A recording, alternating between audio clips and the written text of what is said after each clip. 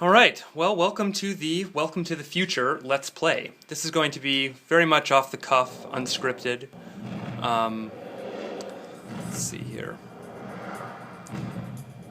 First off, I'd like to apologize for the video quality. This game has just been a huge problem to get running, and I've actually been trying to get it just running at all for the better part of a decade. And I finally have a version that's playable, but the emulation that's required is actually so resource intensive that I can't play it and do a direct screen recording at the same time. So in lieu of that, I'm just aiming my iPhone at my laptop. You can see me in the reflection back here, I'm sure. I'm probably going to have to continuously touch the camera to recalibrate the brightness levels. That basically looks okay, I think. But you know what? It's better than nothing, because as far as I know, there is no other footage of this game anywhere on the internet. Welcome to the Future is really very, very obscure. It was not very successful when it was released, and today, really, hardly anyone remembers it. Oh, and we've crashed. Why are we crashing? Let's just open it again here. I suppose now would be a good time to mention some of the technical information about this. Let's see, can we get into the help screen? Yeah, okay. There were actually two versions of this game released initially. There was a Mac version and a Windows version. The version that I'm showing you is actually a sort of a hybrid of the two that I constructed. It mostly uses the Mac assets, which are significantly higher quality than the Windows assets, but then it all exists within the Windows engine and basically the Windows version of the game. I did this in an attempt to sort of make a kind of remastered cut and to present the game in the best possible way. I'm not affiliated with the makers of this game in any way. I'm just a pretty serious fan of it, and after, like I said, nearly 10 years of not being able to play it, I decided I was going to put together this sort of ultimate version of it. So this version of Welcome to the Future is, I'm going to select challenge mode here, hold on. You have selected challenge. I love that voice. This version is actually running in Windows 3.1, running inside of DOSBox. And it runs pretty well, although it really, for such an old game, I mean, this came out in the mid-90s, it eats up way more CPU than it should. I'm just going to jump right in and get started here. And we're immediately greeted with the ominous demand to seek the signs in some sort of strange water font. And the game starts up, and we find ourselves on the top of a sort of brightly, sunnily lit mountain. It's all sort of vaguely psychedelic with these bright colors, and there's a certain kind of blur to it.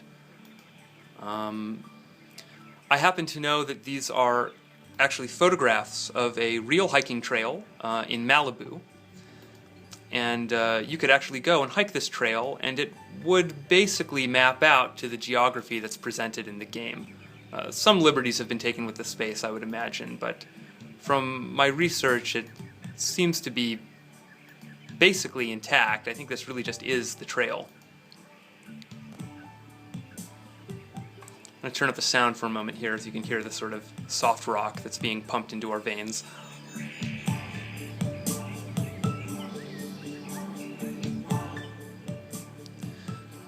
Welcome to the Future was developed by a studio called Blue Sky Entertainment that, as far as I know, basically consisted of three people: Lyle Engel, Deuce Vines, and I believe Matt Green. Lyle Engel, in addition to doing much of the 3D rendering, did all the music for the game, which is a huge part of the experience. And if we turn here, we will see our first sign. And if we click on it, it sort of disintegrates into nothingness and reappears up in the inventory area.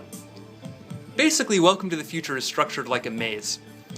And you wander around these spaces, collecting these signs, which in turn unlock more areas of the world to collect more signs. And actually there's one such locked area just up here. We can see that there's this sort of, well, a sign on it, and if we click on it, this very strange voice, which is in fact the voice of Tut down here, tells us to seek the signs. And so we don't have this sign yet. However, since I've played this game hundreds of times, I know exactly where it is. We actually already passed it on the trail. It's just right over here.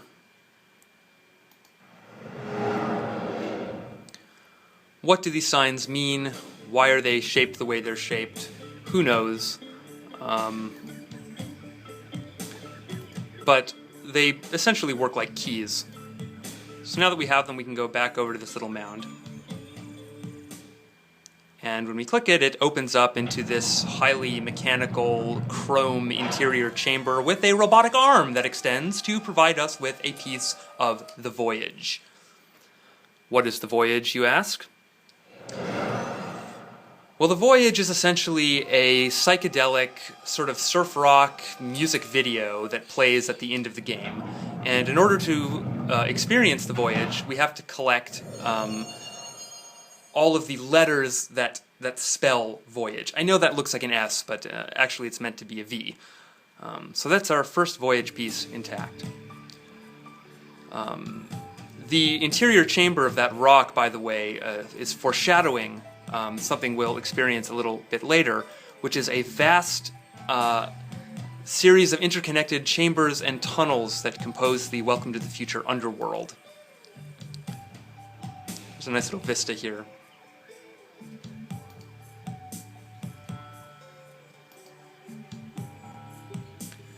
Welcome to the Future is really a pretty strange experience. I think it's a pretty significant cultural artifact in that it comes out of this very peculiar era of CD-ROM development in the early and mid-90s, where there was really a lot of serious experimentation going on. Nobody knew, I guess, exactly what the medium was supposed to be yet. Myst had come out and was tremendously successful, and Myst was really pretty strange for what it was. But this is really even stranger. There's no gameplay to speak of except this sort of object hunting. There's also really no narrative to speak of. This is a map of part of the area. I have the overworld pretty much memorized, but if you were playing this for the first time, you would be writing this down on graph paper and trying to figure out how it corresponds to the spaces. But yeah, so there were a number of games that were sort of like this. The Dark Eye comes to mind. Also, there was a game called Weird, which was released around the same time, that similarly was a sort of point-and-click first-person adventure game in terms of the way it looked and felt. Here's another area that we don't have access to yet. But so it's just sort of, it's an environment to explore. There's a lot of what I think is really pretty great music. Eventually we'll see a lot of very strange sort of early Photoshop art that plays in these sort of pseudo-music video experiences. It's just a big multimedia audio-visual experience, a sort of half-baked psychedelic soup of nonsense, really. But it has a certain magic to it, I think. This is Tut's altar. He has various advice for you depending on how far you've progressed in the game. Look to the Tadpole Rock. Look to the Tadpole Rock. The Tadpole Rock is in fact the entrance to the underworld. I'm going to take the long way up there and collect as many signs as we can before reaching that point. This game has a very special place in my heart. I discovered it when I was probably 13 or 14 years old. A friend of mine had a copy of it, thought I would like it, and I did. It just hit kind of at the right time when I was into new age everything, aliens, psychedelic trance, acid rock, etc., etc. And this game sort of summed all those things together and added interactivity. Here's another map. I actually think this is a map of a portion of the underworld. And actually, I should correct myself. The map we were looking at earlier, likewise, is a portion of the underworld. I do not have the underworld memorized, so I probably will be using a walkthrough to get through the underworld, which is very, very labyrinthine.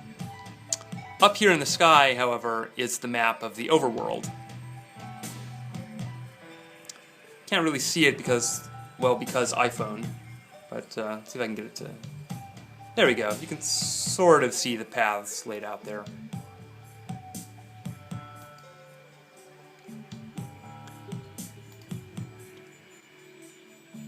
There's really something profoundly relaxing about this.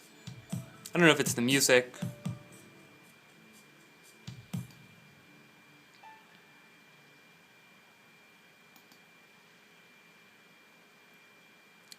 There's all these little cactuses and things around here. You don't see very many games that use photographs of actual places like this. I was always very fascinated by the way this game did that. Oh, here's another sign for us. Yep, there it is. I suppose Gabriel Knight 2 had photographs of real locations in and around, was it Munich in that game? Also, there was an X-Files adventure game that used real sets and photographs of locations like this. Can you see the signs up there? I'm going to adjust my screen a little bit. If I tilt it back slightly. Well, now I have a weird little tilt on the thing, but I don't know. Would you rather see the inventory up there or see... Well, I think this is okay.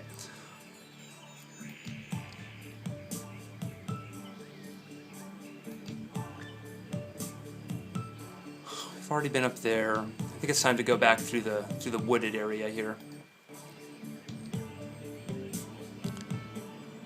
This game doesn't come with much documentation. I actually do have a boxed version of the game.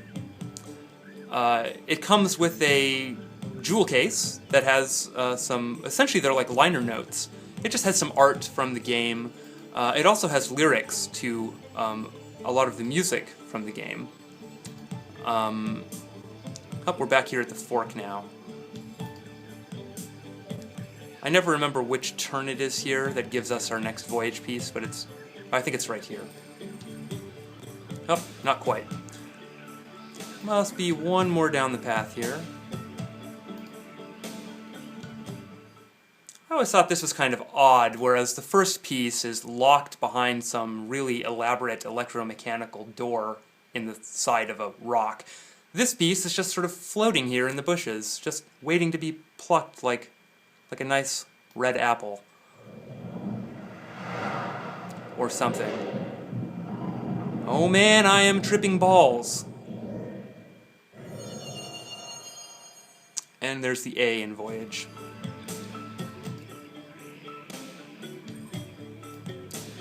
So yes, liner notes contain lyrics.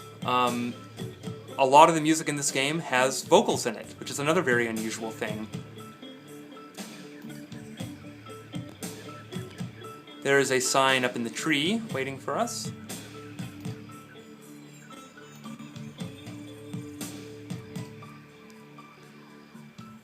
This is really pretty funny too. Hi, just hanging up here in the tree. Some strange, magical, runic emblem of insanity. Okay. Anyway, the box also contains a sort of rollout poster that has a poem in it that establishes a little bit of this game's story, such as it is. In fact, why don't I grab that and just show it to you really quick. It's sort of an interesting item.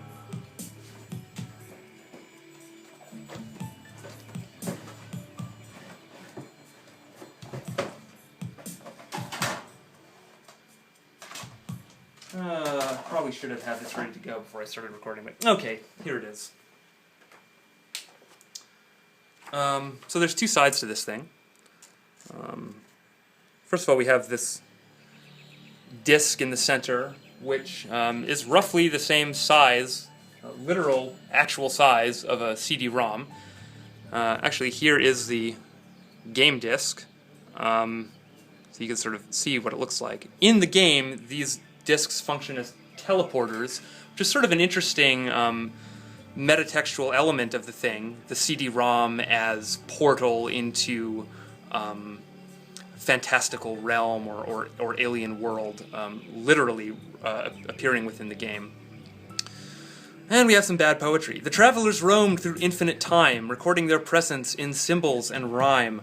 A message was left for those following to find. Enlightenment comes by seeking the signs. Then on the back we also have another section of poetry. On mystic mountains the sun shines down. The travelers saw and they smiled. They built their temples underground and scattered their signs for miles. The legends speak of a sacred cave, of pharaohs and lenses and light, and of 6 golden signs through which wisdom shines when placed in the pharaoh's sight. And there you have it. That's really all the information that we're given. And we are... whoops. This is an incredibly precarious little shooting rig I have here, if you haven't noticed already.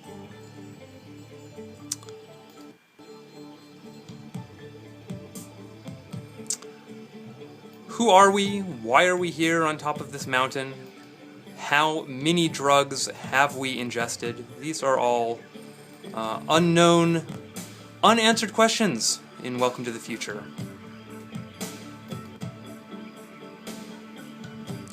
It really seems positioned as if we're on some sort of spiritual vision quest or something of that sort. Alright, up here is actually the entrance to the underworld. The tadpole rock, you can sort of see this vaguely tadpole-like shadow on the thing, which corresponds to the first sign that we found up here. I'm not going to go into the underworld quite yet, because there's still quite a bit to explore in the overworld. Okay, first of all, I guess we can go down here and grab this thing. Delicious signs. I feel spiritually enlightened already.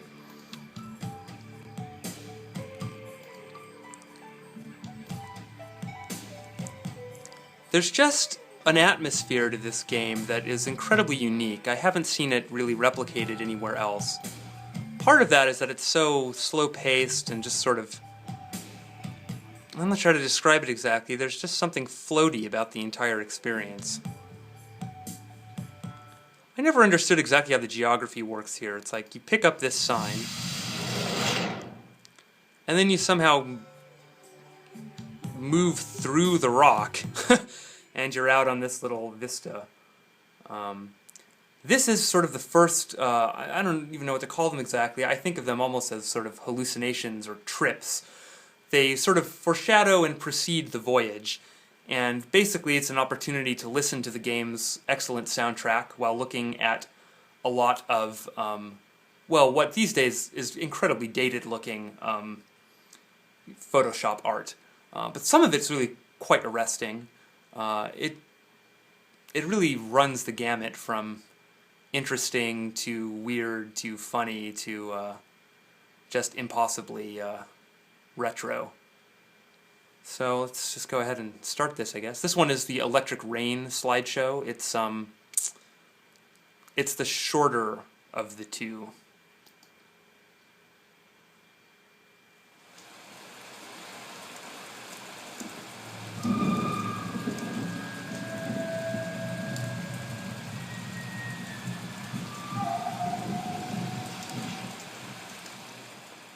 I'm just going to turn up the sound.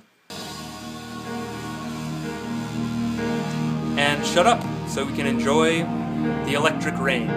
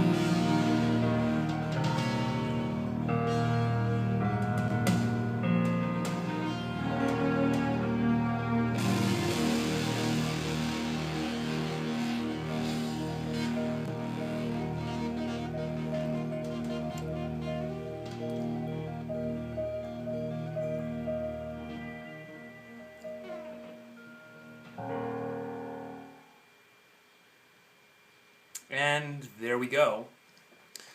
We are rewarded for, depending on your idea of a good time, either suffering through or enjoying that experience with another Voyage piece. We can grab it here.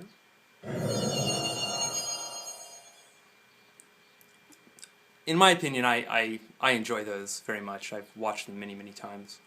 Can also click over here and revisit any of the pieces of art that may have striked our fancy. And you see that they actually all have titles here. For instance, this one is called Listen with Your Eyes. Not sure what that's supposed to mean, but okay. It's certainly pretty. I always liked this one quite a bit. I used to use some of these as sort of desktop backgrounds and stuff back in the day. Yeah, so this is sort of a little art gallery. You see down here it says BSE, The Art of Blue Sky. And exit will take us back into the overworld. You may have noticed during that the audio was breaking up slightly. This is unfortunately just a byproduct of the obscene hoops I had to jump through to get this game working. Really, it's a wonder that it's running at all. Turn that back down a little bit.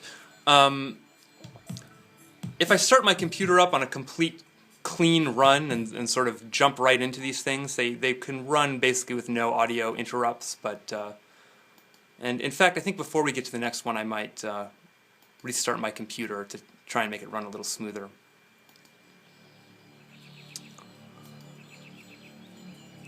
So,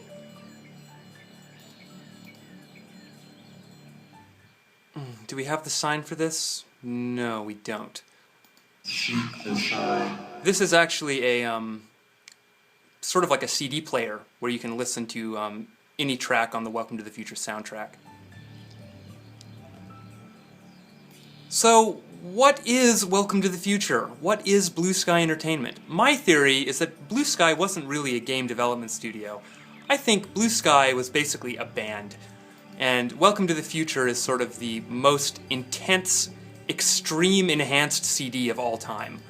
The main focus really seems to be on the music, and the art. So it's a sort of audio-visual band or art collective, I guess, is probably the best way to think about it.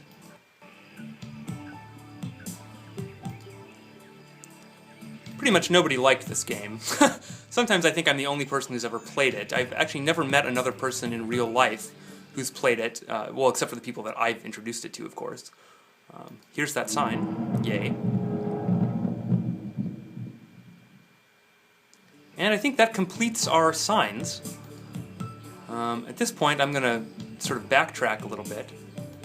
I think maybe I'll show the album, the CD player up here. Well, CD player, you know, I don't know what it is. You'll see, I guess. And then after that, I'm thinking maybe it'll be a good time to pause before we begin the sort of second half of the overworld shenanigans.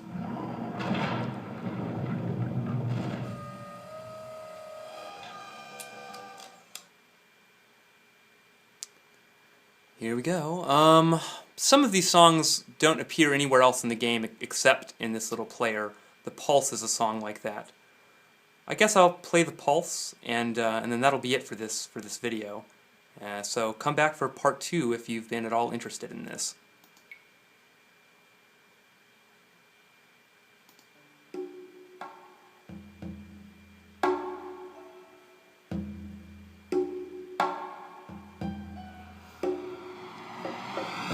Cause